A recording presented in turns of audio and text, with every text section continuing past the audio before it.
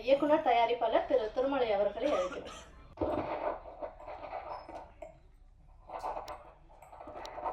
வந்திருக்கக்கூடிய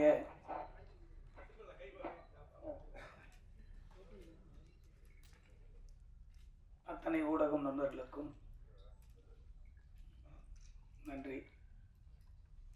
காரணம், இந்த டைட்டிலே ரொம்ப சினிமாவுக்கு இப்போ ஏற்ற டைட்டிலாக இருக்கு. ஏன்னா தில் ராஜா.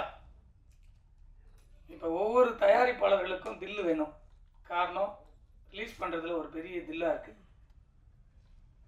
ஒவ்வொரு படங்களும் வெளியே வர்றதுக்கு மாபெரும் போராட்டங்கள் இருக்குது. அந்த போராட்டத்தில் தில்ராஜா ஒரு அருமையான டைட்டில். அன்பு தம்பி சத்யா எப்பவுமே தில்லான ஆளு. ஆளை பார்க்கறதுக்கு தான் உங்களுக்கு பாலிவுட் ஆர்டின்னு சொல்லிங்க. சுத்த தமிழ். இந்த படத்தில் ஒரு மாபெரும் வெற்றி அவருக்கு காத்துக்கிட்டு இருக்கு. அதுக்கு முழுக்க முழுக்க வெங்கடேஷ் சார் தான் சேரும். ரொம்ப கடுமையாக உழைச்சி அந்த படத்தை வெற்றிகரமாக முடிச்சு கொடுத்துருக்காரு. அவ்வளோ பெரிய வெற்றிகள்லாம் கொடுத்துட்டு வந்த வெங்கடேஷ் சார் அந்த படத்தை சத்யாவை ஒரு பெரிய மாற்றத்தை உருவாக்கியிருக்கு. இந்த படம் சாங் பார்க்கும்போதே உங்களுக்கு எல்லாருக்குமே தெரியும். ரொம்ப அழகான ஒரு படமாக இந்த படத்தை சத்யாவுக்கு அமைச்சு கொடுத்துருக்க வெங்கடேஷ் சாருக்கு ஒரு பாராட்ட சொல்லணும். காரணம், ஹீரோங்களால் தான் நிறைய படங்கள் வெளியே வர முடியாமல் நிற்கிறது. இப்படிப்பட்ட ஒரு ஹீரோவெலாம் உருவாக்க முடியாதான் தமிழ் சினிமாவுக்கு ஒரு வரமாக இருக்குதுன்னு நினைக்கிறேன். சாங்கு பார்க்கும்போது விஷுவலாக படம் எடுக்கும்போது அதை பார்த்தேன். ரொம்ப அழகாக வந்துட்டு இருந்து. ஸோ இதில் பார்க்கும்போது ஷெரீன் இப்போ நடிச்சிருக்காப்புல ஒரு பொண்ணு போல் இருக்குது. ஏன்னா பழைய ஹீரோயினியாவே தெரியல. இப்போ புது ஒரு ஹீரோயினே எப்படி இருக்குன்னா எல்லாரும் கேட்குறாங்க, ராஜா அண்ணன் பக்கத்தில் யார் ஹீரோயின் கேட்டார். அவ்வளோ அழகு அந்த பொண்ணு அழகாக இந்த படத்தில் நடிச்சிருக்காங்க. இந்த 27க்கு எவ்வளோ பெரிய படங்கள் போட்டி போடுறதுன்னு உங்களுக்கு எல்லாருக்கும் தெரியும். ஏன்னா டெய்லியும் 2 ப்ரெஸ் சந்திச்சுட்டே இருக்கீங்க. ஒரு தயாரிப்பாளருக்கான அங்கீகாரம் எங்கே கிடைக்குன்னு சொன்னால் அந்த வெற்றி படத்தில் தான். இந்த எல்லா படமும் லாஸ்ட் வீக் ரிலீஸ் ஆகிற படங்களும் வெற்றி படங்கள் தான். அதை மீறி வெளியில் இருக்க போஸ்ட் பார்க்கும்போது ஒரு கார்த்திக் படத்துக்கும் தில்ராஜாவுக்கும் தான் போட்டி கணக்காக ஒரு போஸ்ட் பார்க்கும்போது ஒரு லுக் இருந்தது. நேற்று நைட்டு ஒரு போஸ்ட் பார்க்குறேன்.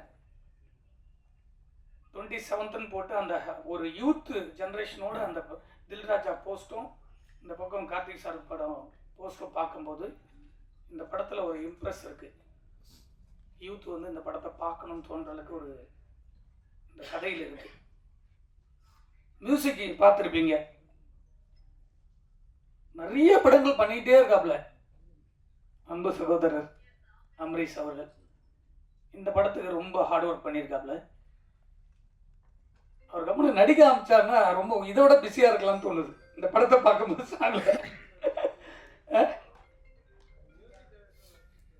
ஆமாம், அதை விட கொஞ்சம் நடித்தா நல்லா இருக்குன்னு நினைக்கிறேன். ரொம்ப நல்லா இருக்கு அந்த சாங்கில் பார்க்கும்போது. அவருக்கும் என்னுடைய வாழ்த்துக்கள். மேடம் ரொம்ப கோச்சிக்கிட்டாங்க பார்க்கும்போது. அவங்க கோவப்படாமல் சொல்லியிருக்காங்க. அதான் அவங்க சிரிச்சுக்கிட்டே அதை சொன்னாங்க. அதனுடைய வேதனை என்னன்றது நம்ம ரொம்ப புரிஞ்சுக்கணும். அது யாராக இருந்தாலும் சரி. இந்த படத்தை எடுத்து முடிக்கிறதுக்கு மாபெரும் போராட்டத்தில் இந்த படத்தில் 24 மணி நேரம் ஒரு நடிகனாக மட்டும் இல்லாமல் விஜய் சத்யா இந்த படத்தை ஒரு தயாரிப்பாளராக இன்னைக்கு வரைக்கும் சுமந்துக்கிட்டு போகிறார். ரிலீஸ்க்கு அப்புறமும் சுமக்கணும், அதை முடிச்சும் சுமக்கணும்.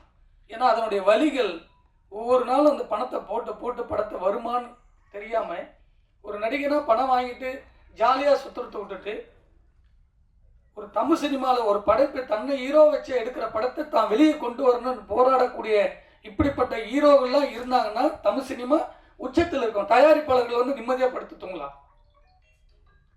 இப்போ தயாரிப்பாளர் யாருமே நிம்மதியாக தூங்கலை. எனக்கு தெரிஞ்ச ஒரு 6 மாதமாக யாருமே நிம்மதியாக தூங்கலை. இப்போ ரிலீஸ் ஆகிருக்கிற இன்க்ளூடிங் ஒரு 2 நாளுக்கு முன்னாடி மகாராஜான்னு ஒரு போஸ்ட் பார்த்துருப்பீங்க. 100 நாள் போஸ்ட்டு. ரொம்ப நாளைக்கு அப்புறம் 100 நாள் போஸ்ட் பார்த்துருப்பீங்க. அவங்க கூட தூங்கலை. எவ்வளோ பெரிய வெற்றின்னு உங்களுக்கு தெரியும். அதை கடந்து அதுக்கு செலவு பண்ணியிருக்காங்க. ஆனால் பாம்பேலேருந்து ஒரு ஹீரோயினி வந்து டிக்கெட் போட்டோடனே அவங்க டீமோடு வந்து இந்த படத்தை வாழ்த்தணும்னு சொல்லி இங்கே வந்து சத்யாவுடைய ரிலீஸ்க்கு முன்னாடியே வந்து நிற்கும் போது ரொம்ப நம்ம வந்து மகிழ்ச்சியாக பார்க்க வேண்டியதாக இருக்குது. ஆனால் இந்த படத்தில் சம்பளம் வாங்கிட்டு இந்த படத்திலே நடிச்சுட்டு இந்த படத்துக்கே வராமல் இருக்கிற ஒரு நடிகைகள் பார்க்கும்போது கோபத்தினுடைய உச்சத்துக்கு போக வேண்டியதாக இருக்குது. அவங்க தான் நடித்த படத்துக்கு டைலரில் இல்லைன்னு அவங்களுடைய ஆதங்கம் அந்த உணர்வு இருக்குது, அதை போட வேண்டியது கடமை. ஆனால் இந்த படத்தில் முன்னுரிமை கொடுத்து நடிச்சிருக்கக்கூடிய ஷெரீனு அவளாம் காணாமல் போன ஆர்டிஸ்ட். அப்படி காணாமல் போன ஒரு ஆர்டிஸ்ட்டை கூப்பிட்டு வந்து நடிக்க வச்சு எவ்வளோ பெரிய டைரக்டர். ஸோ இவர் வந்து ஹீரோவை நடிச்சிருக்காரு. இப்போ இந்த படங்கள் வரும்போது அவங்க 5 நாள் வந்து இங்கே தங்கணும், தங்கி இந்த படத்தினுடைய ரிலீஸ்க்கு ப்ரொமோஷன் பண்ணணும். அதுதானே ஒரு ஆர்டிஸ்டுடைய கடமை. அதே போல் சமுத்தியான ஒரு ஆர்டிஸ்டில் நடிச்சிருக்காங்க. ஃபோன் போட்டு கூப்பிட்டா வந்து நடிச்சிருக்கணும். ஒரு ஃபங்க்ஷனுக்கு வந்து இந்த படத்தை பற்றி பேசி இந்த படத்தில் நடிச்சிருக்க கேரக்டர் சொல்லி இதெல்லாம் நாங்கள் வாழ்ந்துருக்கோன்னு சொல்லும்போது தான் அது வந்து ஆடியன்ஸுக்கு போய் தேரும், இந்த படத்தில் இவங்க நடிச்சிருக்கு. ஸோ இவ்வளோ விஷயம் இருக்குல்ல, அதை ஒரு 100 பேர் பார்ப்பாங்க, அதில் ஒரு 50 பேர் தேட்டருக்கு வருவாங்க. ஸோ ஆடியன்ஸ் கிட்ட போய் சேரும். ஒரு கண்டென்ட் போய் சேருது எப்படி சேருது? அவங்களே அதில் இருக்கிறவங்க வந்து சொல்லும் போது தான் சந்தோஷம். பெரிய டாப்ல இருக்க எல்லா நடிகருடைய படத்துக்கு வந்து நிற்கிறாங்க. நான் ஒவ்வொரு ஆடியோ ஃபங்க்ஷன் சொல்லுவேன், எல்லா டாப்ல இருக்க ஹீரோங்களாம் வந்து நின்று ரஜினி சார்லாம் இப்போ லாஸ்ட் படத்துலாம் வந்து பேசும்போது சந்தோஷமா இருக்கு. ஆனால் இப்போ அப்கமிங்கில் வரப்போ ஒரு படத்துக்கு இவங்கெல்லாம் வந்து சமுத்தியா இந்த பக்கம் இவங்கெல்லாம் ஒரு ஆர்டிஸ்ட் கூட வரலன்னா யாருமே வந்து சும்மா நடிக்கல. ஒரு தயாரிப்பாளருடைய படத்துக்கு எது வராங்க? பணம் வாங்கிட்டு தான் நடிக்கிறீங்க. பணம் கொடுக்கலைன்னா உடனே கம்ப்ளைண்ட் பண்ணுறீங்க நடிகர் சங்கத்துக்கு. பணம் கொடுக்குற வரைக்கும் விட மாட்டேன்றீங்க ஒரு தயாரிப்பாளரை. உங்களுக்கு பணத்தையும் கொடுத்து முடிச்சிடறோம், படத்தையும் உங்களுக்கு கௌரவத்தை கொடுத்து நடிக்க வைக்கிறோம். அந்த படத்துக்கு வந்து ப்ரொமோஷன் கொடுக்கலன்னா யார்கிட்ட கேட்பாங்க தயாரிப்பாளர்? இதுக்கெல்லாம் ஒரே ஒரு முடிவு, தெளிவான முடிவு. இனிமேல் எந்த நடிகரும் சரி நடிகர்களும் சரி ஃபங்க்ஷனுக்கு வராமல் இருக்கவே முடியாது. அவ்வளவு திட்டமான முடிவுகள்லாம் சங்கத்தில் ஒட்டுமொத்த சினிமாவே சேர்ந்து எடுத்துட்டு இருக்கு. இப்போ நிறைய விஷயங்கள் நடந்துட்டு இருக்கு, யாருக்குமே தெரியாது. திடமான முடிவு, அந்த படத்தில் நடிச்சா வரணும். நம்ம வீட்டு கல்யாணங்க, நம்ம வீட்டு கல்யாணத்தில் நம்மளே வந்து நிற்காம வெளியில் இருக்க ஆளை வந்து நிற்பாங்க. சொல்லுங்க, பாம்பேலேருந்து வந்து அவங்க வந்து ஒரு ஆர்டிஸ்ட் வந்து நிற்கும் போது சந்தோஷமா இருக்கு. நீங்க வந்து இருந்தீங்கன்னா எங்களுக்கு ஒன்றும் பெரிய ஆறுதலாக இருக்கும். இந்த நடிச்சிருக்க 2 ஹீரோயினும் வரலன்னா அப்போ எந்த படத்தை போய் நடிக்க போறீங்க? அப்போ நடிக்காத போயிடலாமே. வேற என்ன, சினிமாவுக்கு வாழ்ந்துட்டு இருக்க எவ்வளோ நடிகர்கள் நடிகைகள் வாய்ப்பு கிடைக்காம தவமா இருக்காங்க. அவங்களுக்கு அந்த வாய்ப்பு கிடைக்கும், அவங்க வந்து அதில் வந்து சந்தோஷப்படுவாங்க. நீங்க நடிக்கணுன்ற எண்ணம், எல்லாருக்கும் மெசேஜ் போடுறீங்க, எல்லாரும் இந்த படத்துக்கு வரணும், வாய்ப்பு வரும் தேடுறீங்க. வாய்ப்பு கொடுத்த பிறகு ஷூட்டிங் வரதுக்கு 1000 பிரச்சனை பண்றீங்க. ஷூட்டிங்கில் வந்தால் கேரவன் வேணும், இது வேணும், ஸ்டார் ஹோட்டலில் தான் நீங்கள் டிசைட் பண்ணுறீங்க. இதெல்லாம் அரேஞ்ச் பண்ணி கொடுத்தாலும் படத்தில் வந்து ப்ரொமோஷன் ஆடியோலேருந்து ரிலீஸ் வரைக்கும் நிற்க மாட்டீங்க. அப்போ யார்கிட்ட சொன்னோம்? உங்களுக்கே அக்கல் இல்லாத சினிமாவில் நீங்கள் எதுக்கு நடிக்க வரீங்க? அப்போ சினிமான்றது ஒரு பொக்கிஷம், கலையாக நேசிச்சு வாங்க. இந்த படத்தை எதுக்கு சுமந்து ஓடுறாரு? இவ்வளோ படங்கள் போட்டிக்கு முன்னாடி இன்னைக்கு தில்ராஜா வந்து நிற்குதுன்னா அந்த படத்தை பார்க்கும்போது சாங்கில் அவ்வளோ அழகா இருக்கு. இதுக்கெல்லாம் ஒரு திடமான முடிவை தயாரிப்பாளர் சங்கம், எங்கள் அண்ணன் இருக்காரு ராஜண்ணன், அவர் நிறைய விஷயத்த எல்லாத்தையும் பேசுறாரு ஓப்பனா. ஒவ்வொரு படத்துக்கு நிற்கிறார், சின்ன படத்துக்கு அவர்னா எதிர்பார்த்தா வந்து நிற்கிறாரு. அவர் நிம்மதியாக வீட்டில் இருக்கலாம், தூங்கிட்டு இருக்கலாம். எதுக்கு வர்றாரு? சினிமாவையும் இந்த கலையை நேசிச்சு இந்த சினிமா தான் நம்மளுக்கு சோறு போடுன்ற ஒரு ஆதங்கமும் அன்பும் தான் இங்கே வந்து நிற்கிறாரு. வெங்கடாஸ் சார் தெரியும், அவர் கொடுக்காத இட்டா எவ்வளோ இட்டு கொடுத்துருக்காரு.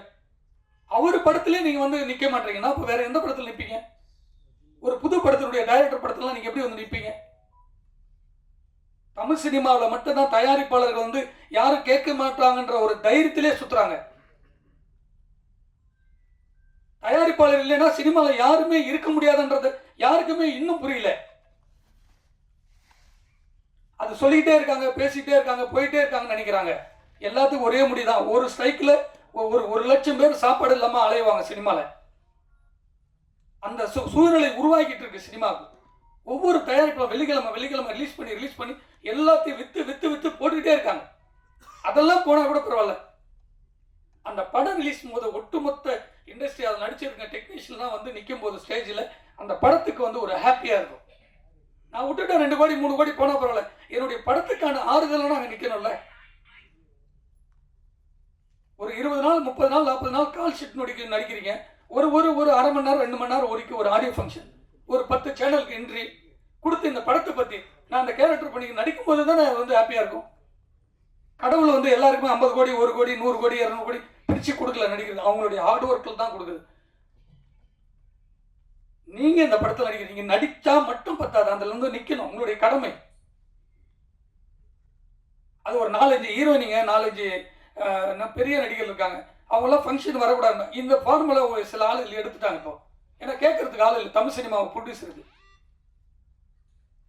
நயன்தாரா சொந்தமாக படம் எடுத்து அவங்க போய் ஸ்டேஜில் நிற்கிறாங்க, ஒரு ப்ரொடியூசர் எடுக்கிட்ட வந்து நிற்க சொல்கிறாங்க, பார்க்கலாம், வரதே கிடையாது.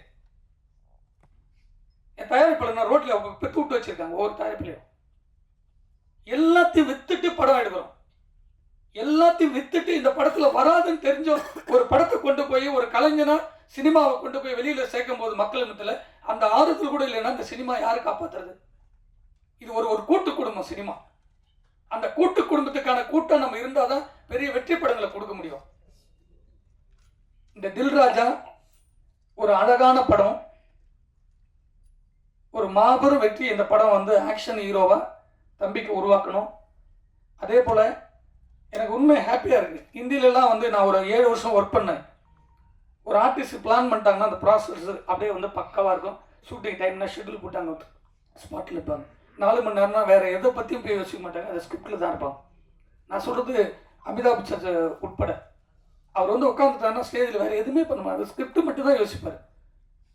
பெரிய டாப்பில் இருக்க ஆர்டிஸ்ட்டு, ஹீரோயினி கூட உட்பட.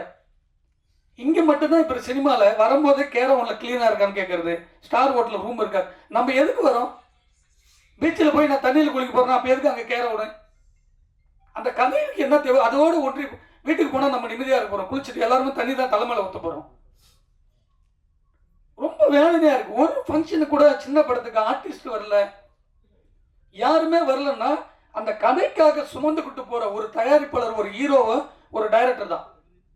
ஹீரோவை வரதே இல்லை சின்ன ப்ராஜெக்ட்லாம். சத்யாவே வந்து அந்த ஃபீல் பண்ணி தன்னை உருவாக்கணும்னு வந்து நிற்கும் போது வேதனையாக இருக்குது. அவர் பின்னாடி வந்து ஹீரோயினிங் வந்து நிற்கணும் கூட. அவங்க படம் தானே இது. இந்த படம் வெளியே வந்து அவங்களுக்கு 10 ப்ரொடியூசர் தெரியாது. ஏன்னா அவங்களை டார்ச்சர் பண்ணது தெரியாது அந்த ப்ரொடியூசருக்கு. 10 பேர் அட்வான்ஸ் கொடுத்துட்டு போவாங்க, 5 லட்சம் 10 லட்சம்னு. இந்த சினிமா தானே உருவாக்குது. இந்த சினிமாவை காப்பாற்ற வேண்டியது எங்கள் அண்ணன் இருக்காரு. ஒரு நல்ல முடிவு எடுத்து ஒட்டுமொத்த சினிமா வந்து வலுவான ஒரு திட்டத்தோடு போயிட்டு இருக்கு. இது ஒரு மாபெரும் வெற்றி படையாக அமைய வேண்டும் என்று உங்கள் அனைவரையும் நன்றியோடு வாழ்த்துகிறேன். நன்றி, வணக்கம்.